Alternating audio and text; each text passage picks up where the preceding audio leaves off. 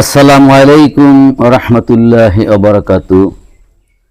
বাংলাদেশের বর্তমান বিচার ব্যবস্থায় একটা বিষয়ে আমি সন্তুষ্ট হলাম এজন্য যে মাত্র ১৯ কার্যদিবসের ভিতরে ফাঁসির রায় হয়েছে।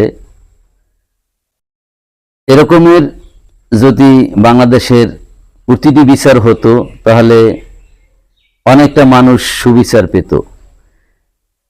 রামিসা হত্যাকারীকে ১৫ কার্যদিবসে যদি ফাঁসি কার্যকর করা হতে পারে,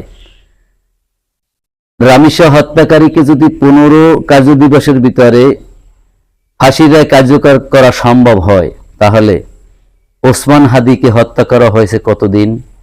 প্রশ্ন আমার এখানে। তাহলে কি ওসমান হাদি রাজনীতিবিদ, এই জন্য রাজনীতির কলকাঠিতে তিনি আটকা পড়ে আছেন, যার জন্য ওসমান হাদির বিচার হচ্ছে না?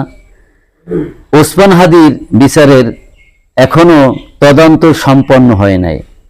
আপনারা তো ওই প্রশাসন, যেই প্রশাসন চিন্তা করলে আসলে সবকিছুই করা সম্ভব, তাহলে সম্ভবই যদি না হতো মাত্র ১৯ কার্যদিবসে রামিসা হত্যার ফাঁসির রায় কার্যকর কিভাবে করা হলো?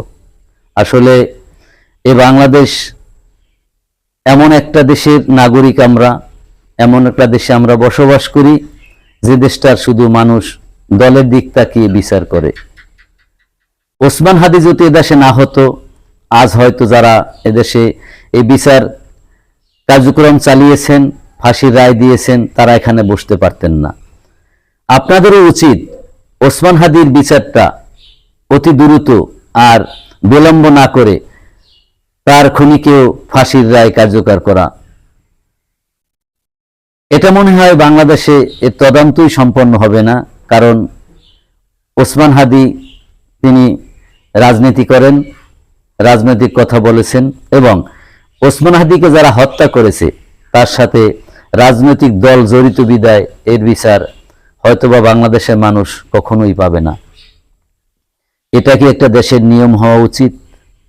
আসলে আমরা কবে নিজের বিবেকের কাছে নিজেকে মানুষ হিসেবে পরিচয় দিতে পারবো?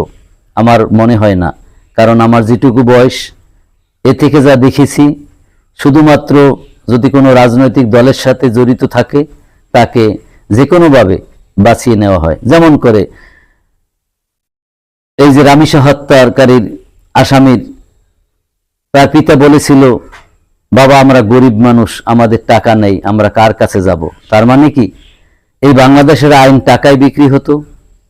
এটাই তো প্রমাণ করে এই কথায়। আর যারা আইনের দোহাই দিয়ে বলতেন যে উচ্চ আদালতে কাগজ আটকে আছে, এইটা নাই ওইটা নাই, তদন্ত দেরি হচ্ছে, এটাও একটা আপনাদের নাটকীয় কথা। তাই যদি না হতো তাহলে ১৯ কার্যদিবসে আপনারা এই ফাঁসির রায় কার্যকর করতে পারতেন না। আবার এটা যদি রাজনৈতিক দলের কোনো কাজ হতো তাহলে ২৪ ঘন্টা সময় লাগতো না।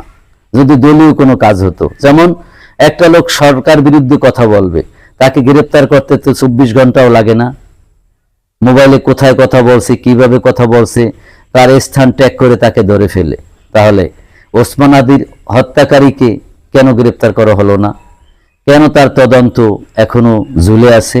আসুন আসলে আমরা ইনসাফ কায়েম করি, সমাজে সত্য সঠিক বিচার করি। কোরআন হাদিস যেভাবে আমাদেরকে বিচারের বিধিবিধান দিয়েছে, আমরা যেন সেভাবে সেই বিধিবিধান মেনে আমরা বিচার করতে পারি।